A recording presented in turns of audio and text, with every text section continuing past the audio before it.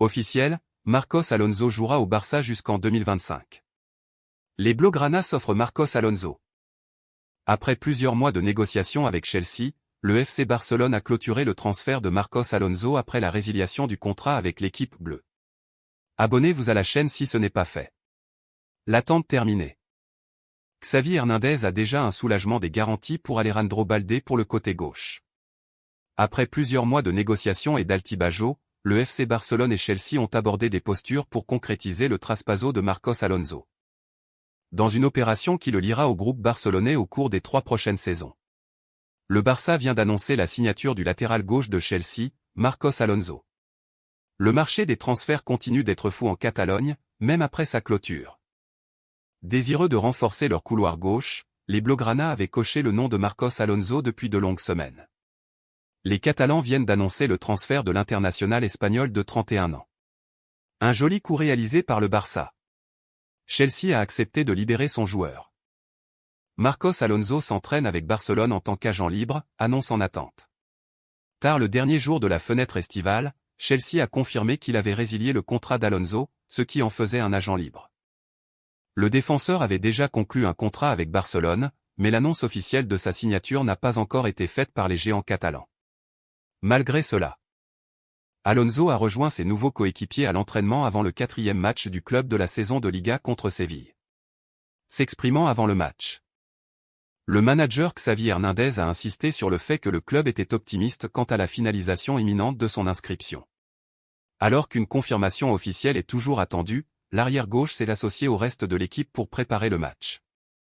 Alonso a quitté Chelsea après avoir passé 6 ans à Stamford Bridge. Individu très expérimenté, l'international espagnol rivalisera avec Jordi Alba et Alejandro Balde pour une place de titulaire dans l'équipe de Xavi à Barcelone. Avec Alonso, un autre nouveau venu. Héctor Bellerin s'est également entraîné avec l'équipe et pourrait être en lice pour jouer contre Séville au Ramon Sánchez Pizjuan samedi. Bien qu'en principe il visait à ce qu'il rentre dans l'opération de vente de Pierre-Emerick Aubameyang à Chelsea. Finalement et devant les difficultés du Barça, Marcos Alonso a résilié son accord avec l'entité bleue pour durer. Le Madrilène a été l'objectif principal du technicien pour apuntalar la défense après le nom de César Azpilicueta. Celui qui était un autre footballeur qui a ajouté des entiers pour être titré par la bande contraire. Ils doivent l'inscrire aujourd'hui pour jouer la Ligue des Champions. Il devrait donc en être ainsi tout au long de la journée lorsque le club du Barça inscrit l'international espagnol. Bien qu'il puisse le faire à n'importe quelle date compte tenu de son statut d'agent libre ou de chômeur.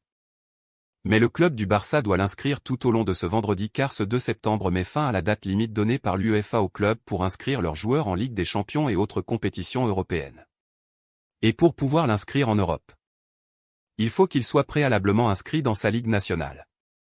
Ce mouvement servira à apporter de la profondeur au staff et à créer une concurrence avec Balde et Jordi Alba, puisque l'entraîneur a souffert du couloir gaucher.